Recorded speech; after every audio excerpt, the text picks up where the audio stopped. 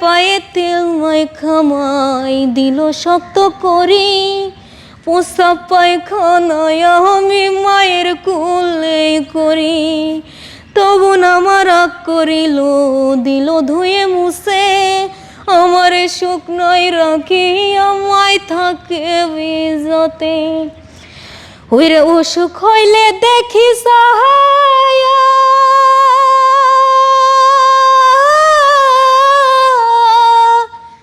মাই রইছে বিছানায় বইয়া রে,